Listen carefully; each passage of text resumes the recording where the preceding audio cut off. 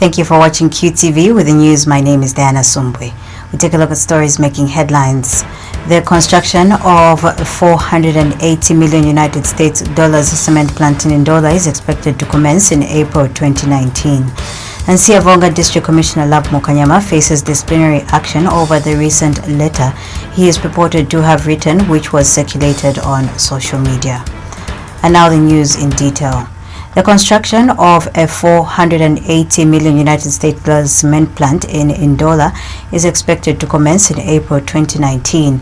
This follows the signing of the financing agreement between Central Africa Cement PLC and CBMI Sinoma of China. Speaking at the signing ceremony, CAC board chairperson Willie Sweater says the construction of the cement plant, which will be the largest in the country, will take 30 months. Mr. Sweater says 1,000 people are expected to be employed at construction stage, while 500 people will be employed once the plant is opened. He says that CBMI Sinoma will finance up to 85% of the project, while the 15% will be financed by ZCCM Investment Holdings and CAC. Employment we're hoping will be around 500 employees. 500 does not sound a big number. But what we should know is one good thing we should appreciate is that in the mining industry, manufacturing industry, studies have been conducted which show that for every job created in the industry, mining industry, manufacturing industry, you are likely to create 1.5 to 3 times jobs in the other sectors of the economy. So if we're talking of 500, we are looking at creating about 750 to 1,500 jobs in the other sectors of the economy. That is where you can see the impact of such a development. And CBMI chairperson Tong Liao says the company will strictly comply with the local safety, health and environmental protection requirements. 促进赞比亚经济发展等方面给予了高度的肯定和赞扬。 Of the financing agreement today, it's very hard to get the achievement we have now. The official signing is the key point of further mutual cooperation, and we will strongly push the project to commence officially. As what I introduced in the meeting held in January this year, CBMI has a history of more than 60 years focusing on the cement industry. It has built more than 110 modern cement production lines around the world, and is a well-known EPC contractor in the global building material industry. 赞比亚总统伦古先生、中国国务委员王勇先生先后。 And ZCCMIH Chief Executive Officer Pius Kasolo says once the construction of the cement plant is completed, it will immensely contribute to the growth of the Zambian economy. Dr. Kasolo says more people will be able to build quality housing infrastructure as the price of the cement will further reduce. He adds that ZCCMIH shareholdings in the cement plant through CAC PLC will also increase from the current 30% to 49%. Please report something which is positive to the nation. This is good news for our country. So this is what the press should be reporting. Something which will elevate Zambia, not all the time negative news, negative news, negative news, negative news. Instead of you reporting what the CCM has done, we've done fantastic. The company has turned around. We just posted a huge profit. But other people are going negative reporting. But let's not do that, guys. Let's elevate our country. Okay? Push ourselves up so that Zambia can develop. Don't try to pull people down. Let's work together, develop Zambia, and so on. So this should be a good news. Should be a headline that cement plant being built. Zambians are going to benefit from this cement plant which will be there. They will benefit from the energy. We're adding another 50 megawatts in the grid of Zambia, even though we're using about 20-25 megawatts. But the rest of the power will be put in the grid. That's another development for Zambia. So it should be good news. Please. Once opened, the Central Africa Cement PLC will produce up to 2 million tons of cement per year and 5,000 tons of clinker. Government has reiterated its commitment to the fight against forced child marriages and other forms of sexual and domestic violence in the country. Gender Minister Elizabeth Piri says government has continued making strides in ending early child marriages since the launch of the campaign to end child marriage in 2013. She says these efforts will help to maximize the girl child's potential and accelerate the realization of Sustainable Development Goals (SDGs). Speaking during the launch of the 2018 to 2021 National Advocacy and Communication Strategy on Ending Child Marriage in Zambia, Mrs. Piri says her ministry is working with the United Nations Population Fund, UNFPA, and UNICEF is embarking on a 4-year global program to accelerate action to end child marriage. We have more in this report. Over 14 million girls between the ages of 15 and 19 in Africa give birth each year and are twice as likely to die during pregnancy or childbirth. Even as African countries strive to become first world economies, most of them are still struggling with one of the most retrogressive African traditions, child marriage. In Zambia, children as young as 13 years, especially girls, are being sold off as wives, sadly, by their families. It's this disturbing state of affairs that has moved government and other partners to launch the 2018 to 2021 National Advocacy and Communication Strategy on Ending Child Marriage. United Nations is also concerned about child marriages. Child marriage does affect both girls and boys. But girls are 4.5 times more likely to get married at an early stage than boys. 4.5 times. Girls who are married as children are more likely to be out of school. They are more likely to suffer domestic violence. They are more likely to contract HIV/AIDS and more likely to die due to complications during pregnancy and childbirth. Currently, child marriage is a primary violation of girls' human rights, which is increasingly becoming a danger for Zambia because it is destroying many adolescent girls. According to the 2013-2014 Zambia Demographic Health Survey report, 13% of the women aged 20 to 24 years were married before the age of 18, representing 25% reduction from the 2007 report, while it was at 42% for the same age group. Further, government has been engaging the traditional leadership on the need to end harmful traditional practices such as child marriage in the communities.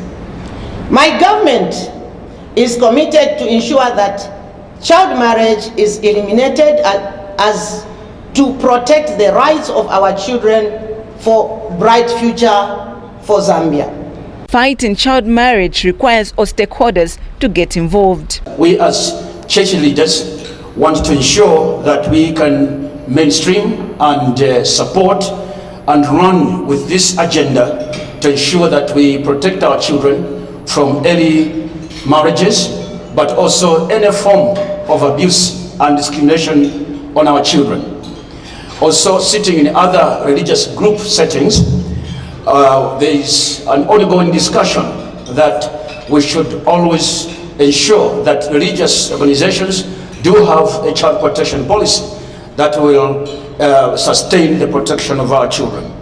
The network is working together, and as stakeholders that are working on the ground, Honorable Minister, we have collectively come together to ensure that the impact that we can make on the ground as implementers of programs to end child marriages can really contribute to the national figures. Child marriages in Zambia is still a major threat, and the only solution is to come up with laws without loopholes. For QTV News, I'm Favorite Kalando in Osaka. Members of Parliament have been urged to push the executive to fully operationalize the Office of the Public Protector. Civil rights activist Brebna Changala is particularly encouraging opposition members of Parliament to ensure that the Office of the Public Protector begins to operate as per its amended Act of 2016. Mr. Changala has told QTV News that the Ombudsman Institution of Zambia, by its establishment, is mandated to put the operations of the executive into the spotlight. He states that this public institution must be made fully functional, especially at a time when Zambia is seen to be in a situation of state capture. Mr. Changala states that Zambia needs a strong office of public protector that is only answerable to Parliament.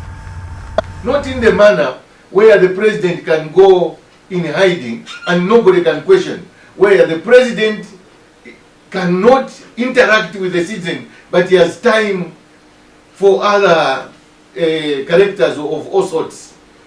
That is very serious. As I speak to you, I am very convinced that we are also experiencing some state capture in this country.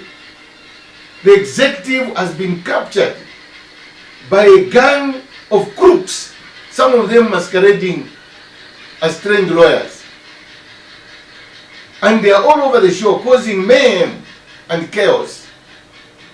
So we need a strong office of a public protector. And this can be achieved if we all pull together in one direction. Southern Province Permanent Secretary Mwangala Liomba says the Siavonga District Commissioner Lovemore Kanyama will be disciplined if it's established that he's the one who authored a letter that went viral on social media in which he informed the provincial administration of his intention to use the fire tender for his transportation.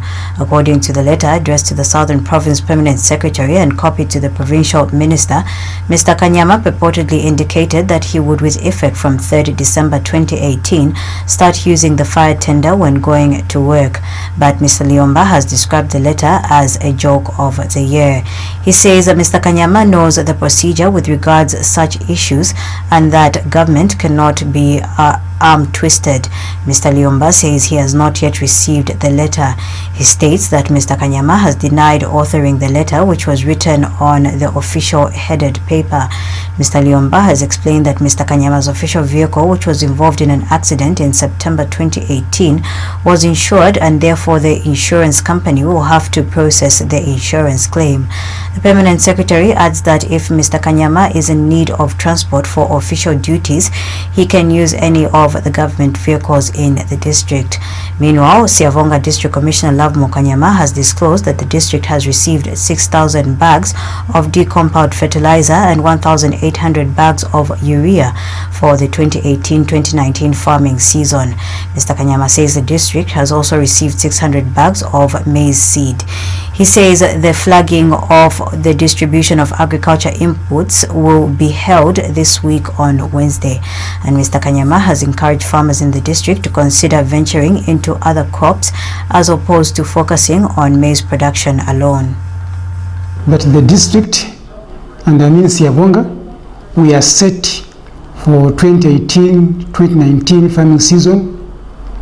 We have received 6,000 by 50 kgs of decompound. We have received also 1,800 of urea, also by 50 kgs, and 600 bags of maize seed. And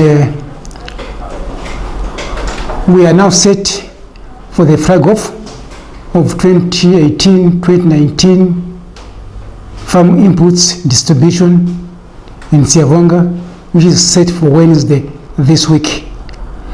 And on the issue of the hunger which has been experienced in Siavonga, it has nothing to do with the 2017-2018 farm inputs distribution, because people that are saying it's because of the e-voucher. It has nothing to do with the e-voucher. Otherwise, the e-voucher in Siavonga, it was a success. It was a success. For us who were born in Siavonga and brought up in Siavonga, that area is a hunger-stricken area. There is hunger in nearly every year. There is hunger in Siabwanga, but the Japanese government has pledged support to Zambia's quest to attain a middle-income status by the year 2013. Japanese ambassador to Zambia, Hinodu Sobashima, says the Japanese government admires the efforts Zambia is making in ensuring it attains the status of a middle-income country.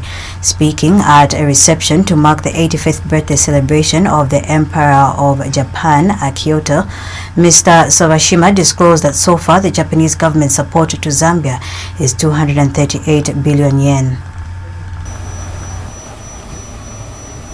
Ladies and gentlemen, we admire that the Zambia has continuously maintained its peace and stability since its independence, upholding the motto of One Zambia, One Nation. The changes of government took place only as a result of elections. Internationally, Zambia has contributed to the peace and stability of the region, including by mediating peace of Angola and DR Congo, among other initiatives. We highly appreciate the fact that Zambia accepts refugees and former refugees, not only from neighboring Angola and Congo, but also from Burundi, Rwanda, and Somalia, totaling more than 73,000 people. Speaking at the same reception, Minister of Health Chitalu Chirufya, who was guest of honor, said Zambia values the relationship that exists between the Zambian government and Japan. Dr. Chirufya says Zambia also values the continued financial and technical support to the health, agriculture and transport sectors, among others. He has disclosed that more first-level hospitals will be opened in 2020, one of them being Chawama First Level Hospital. Zambia values this relationship, and this relationship has been warm and cordial from inception. The relations that exist between the two countries have been premised on our common aspirations for democracy, economic development, and international peace and security. Your Excellency, Zambia shall eternally remain grateful for the support that it continues to receive from Japan through the Japanese International Cooperation Agency, JICA. Through JICA, we've received financial and technical support in key economic areas of education, health, agriculture, and transport. I'm delighted to note that through the smallholder irrigation community-based scheme, small-scale farmers have been supported to improve food security by improving diversification and production using irrigation systems.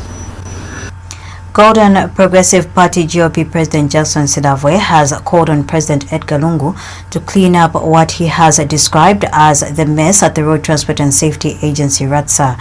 GOP President Jackson Sidavwe has alleged that through the Road Traffic Act, RTA provides the motor vehicles or trailers re-registration to be conducted every 10 years.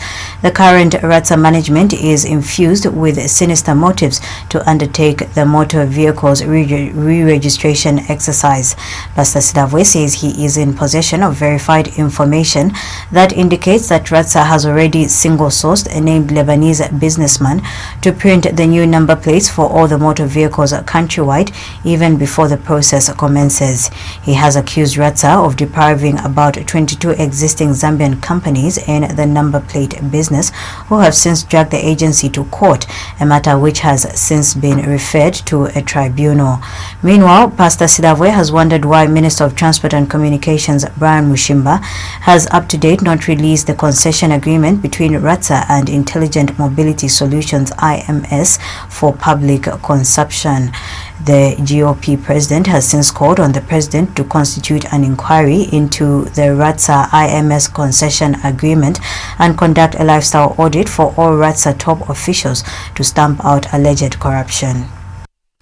Though the Road Traffic Act, RTA, provides for the motor vehicles or trailers re-registration to be conducted every 10 years, the current RTSA management is infused with sinister motives to undertake this important national exercise. We have verified information that RTSA has already single-sourced and named Lebanese businessman to print the new re-registered number plates for all the motor vehicles countrywide, even before the process commences.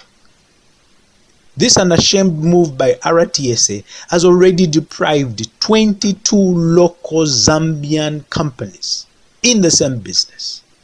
The 22 companies have since dragged RTSA to court, and the matter has been referred to a tribunal respectively. Additionally, the Minister of Transport and Communications, Honorable Brian Mushimba, has up to date not released the concession agreement between RTSA and Intelligent Mobility Solutions IMS for Opposition All People's Congress APC President Nelson Msoni has called on Parliament to speak out against what he has termed as the selective use and abuse of laws by the police against elected members of Parliament performing their mandated duties. Commenting on the arrest of Katuba Member of Parliament Patricia Mwashingwele for pulling down a billboard of Lusaka Mayor Miles Sampa, Mr. Msoni feels members of Parliament and those with opposing views are being unreasonably targeted and subjected to undignified humiliation through arrests on flimsy charges for merely visiting or being visited by their own constituents. Mr. Msoni says the deafening silence on the part of the Speaker to act on this selective application of laws against members of Parliament performing similar duties across the political divide is worrying. He has wondered why the Speaker has been mute when parliamentarians are being harassed by police for visiting their own constituencies or speaking to their constituents. Mr. Msoni states that parliamentarians are lawmakers and the people's representatives who should be allowed access to their constituencies and constituents without hindrance at all times. We think that the treatment of members of Parliament will cause them to lose respect, even in the respective constituencies. Because if a member of Parliament can be arrested like a common criminal on account that he held a meeting in his constituency, what hope will the constituency have in the member of Parliament? If their own representative can be arrested and bundled like a dog in the back of a panel van, I think we must come to a point whereby we recognize that these men and women who represent our people in constituencies must be respected. And the Speaker has an obligation than ever before to ensure that he comes to the aid of opposition members of Parliament and those who hold contrary views to those of the Speaker. So we think that this whole thing leaves a lot to be desired. We encourage Mr. Speaker to intervene, to bring back sanity and decency to members of Parliament. It has never happened in this country. We have changed the governments, and all these successful governments, members of Parliament have been respected. You can't have a couple of constables going to harass a member of Parliament. That's uncalled for. That's indiscipline. These are part of government. Members of Parliament are part of government and must be respected. And that is our legitimate demand. Accountant General Dr. Jik Sichembe says the fiscal measures introduced by government in the public service are already yielding positive results. Dr. Sichembe says the resource misdirection that characterized most government institutions has reduced owing to these measures. He has cited some of the measures as the Public Finance Act, which came into effect in May 2018, the upgrading of the Accountant General's office to permanent secretary level, and the automating of the payment system, among other others. Dr. Chembe says since 2015, the number of public institutions that have been cited by the Auditor General's report have been reducing from 33 in 2015 to 31 in 2016 and 27 in 2017. He states that his office can now make certain independent decisions, which has improved the enforcement aspect. Dr. Chembe says public officers are also aware of the fact that any resource misdirection would attract serious punitive measures compared to the past, where erring officers went unpunished. With this elevation of my office, we have got now authority to make decisions there and then and implement the decision there and then. Hence, you have seen a lot of people who have been dismissed in the civil service because the process for the procedures and getting authorities has been shortened. My office is able to act and direct institutions to implement the provisions of the law. So those are some of the interventions that we have done. Also, we have the Treasury Single Account, where ministries are no longer keeping their own funds. All the funds have been centralized at the central bank. Ministries are able to transact, but whoever they want to pay, the instructions are sent to the Ministry of Finance. Using the Treasury Single Account, that instruction is sent after assessing and evaluating the instructions. The instructions are sent to the central bank, and central bank pays direct to the beneficiaries. What that has done is the ministries are aware that Ministry of Finance is looking at it, whatever transaction they are undertaking. Gender Minister Elizabeth Piri has commended the Teaching Service Commission for recruiting more female teachers in the 2018 recruitment exercise. The Teaching Service Commission has recruited 1,265 female teachers against 744 male teachers. Mrs. Piri says this is an indication that government is on course to meet the 50-50 gender balance by 2025. Speaking to journalists in Lusaka, Mrs. Piri says President Edgar Lungu has led the way by appointing more women in decision-making positions. She has since called on other government departments, ministries and private companies to emulate President Edgar Lungu and employ more women. As we have seen the Teaching Service Commission employing more women and less men, it's an indicator enough that there is a political will to bring the women on board in decision making, especially when we are talking of 50-50 gender equality. I am so proud to have women, because women play as a model role to the girls, especially those that are in rural areas. A teacher is a respected person in rural communities, and with a lot of women working, it will give an impetency to a village girl one day to become a teacher herself. So this is something that as a ministry we are grateful and proud with the Teaching Service Commission, because this is the only way we can bring women on board to be at par with our counterparts, the male folk, in terms of numbers in most of the institutions that have less women. I pray that others will emulate what the Teaching Service Commission has done. Tire and motor vehicle suspension expert Patrick Nkunde has observed that most motorists are being captured by speed cameras for overspeeding due to the false speedometer readings on their vehicles.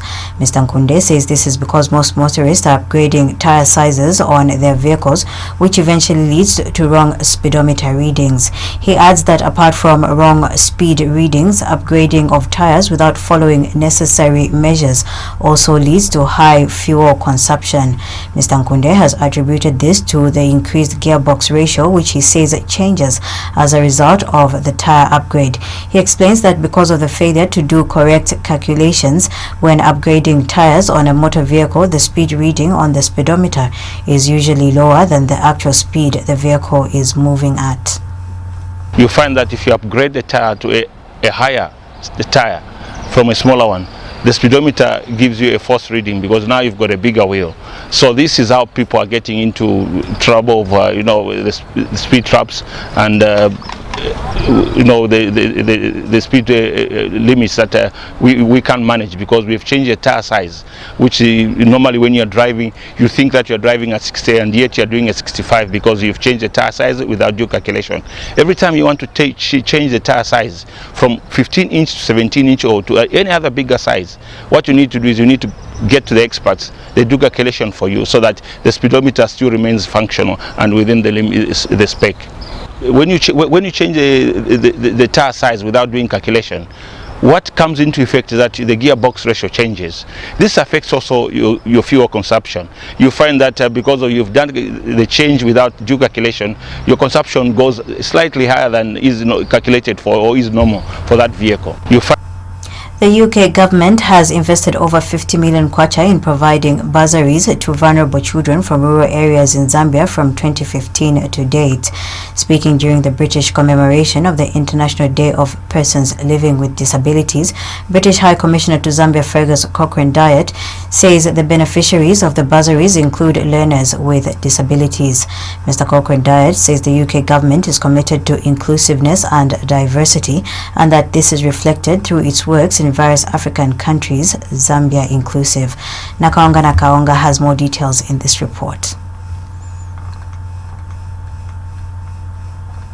The British Council today paid particular attention to disability and commemorated the International Day for Persons Living with Disabilities, which was officially observed yesterday. The event, which was held in Lusaka, is as a result of the partnership of the Council with CAMFED and ZOX, a partnership which is aimed at implementing the Zambia Accountability Program, which is managed by the British Council and funded by DFID. Persons with disabilities, especially children, are more likely to be out of school or to leave school before completing primary or secondary education due to various reasons like lack of funding or unavailability of disability-friendly educational facilities. The partnership between the British Council, ZOX and CAMFED to implement the ZAPS program has, however, seen more than 3,200 disabled girls get educated through bursaries across the country, as explained by British Council Country Director David Pardo. Those organisations are partners of the Zambia Accountability Programme, ZAP, which is managed by the British Council and funded by the UK's Department for International Development.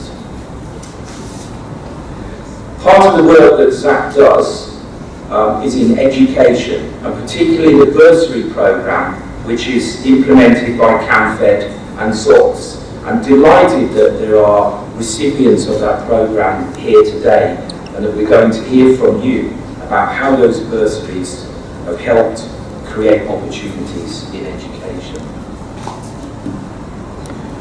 So we've funded, through the ZAP programme, we've funded over 3,200 girls, and many of those are girls with disabilities. I think it's really made a difference in those lives.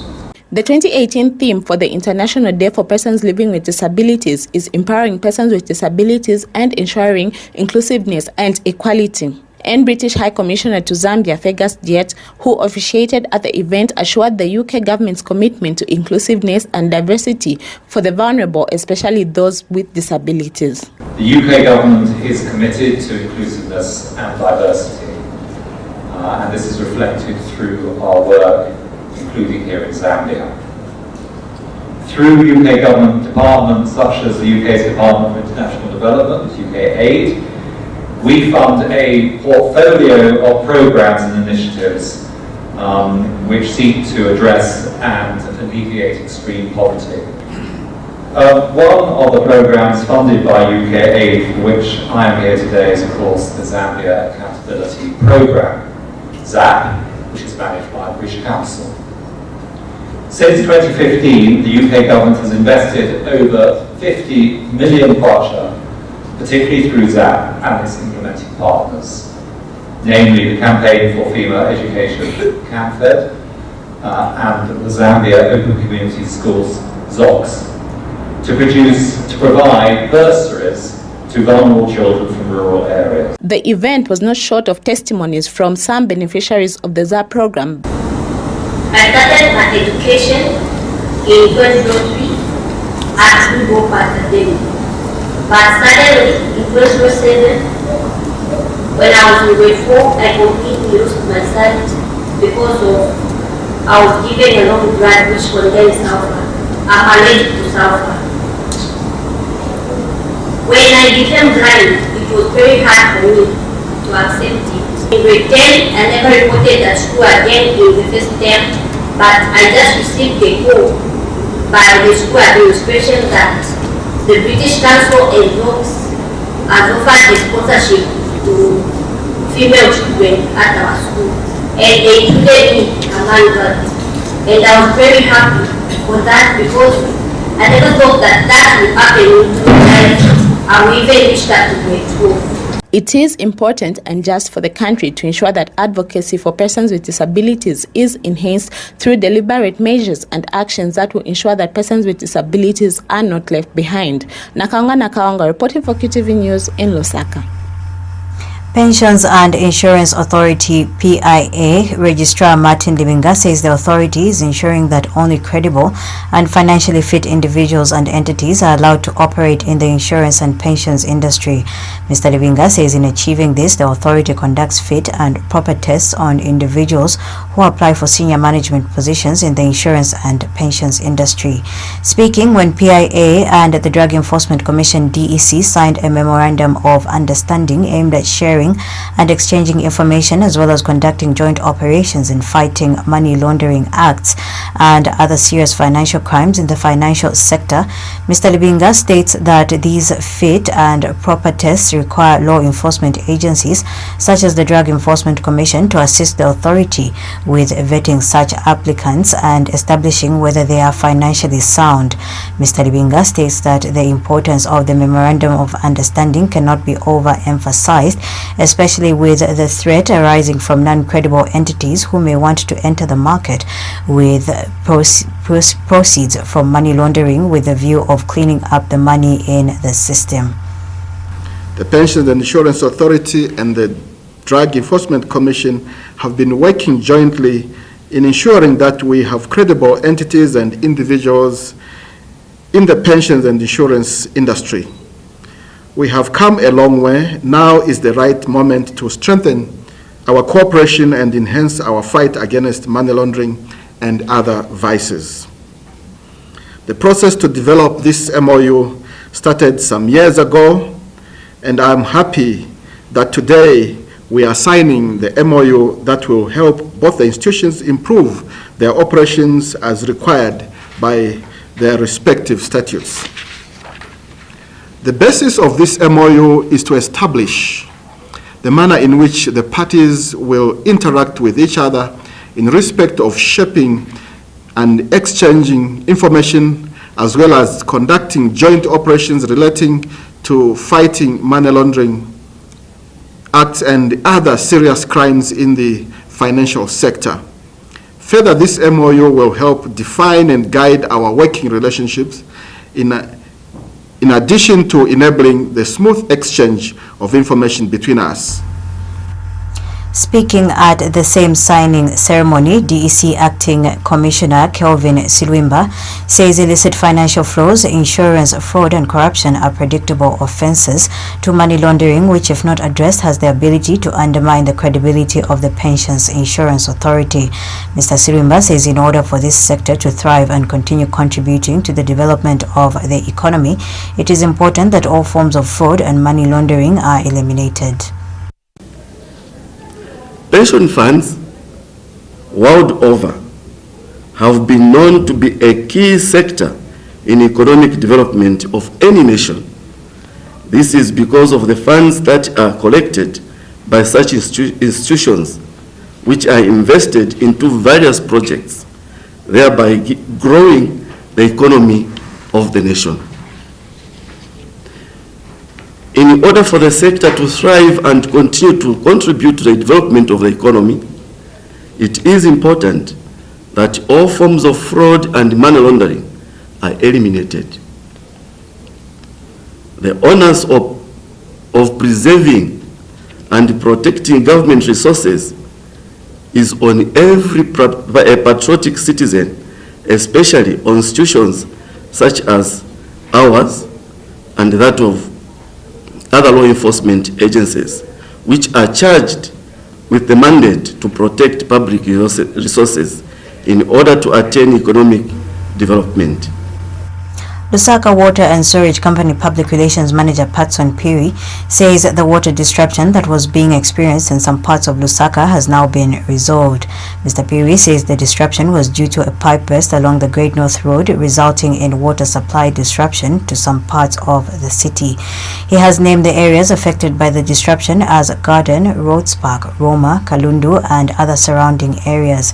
Mr. Piri has since appealed to residents in these areas that may still be without water supply to inform the company.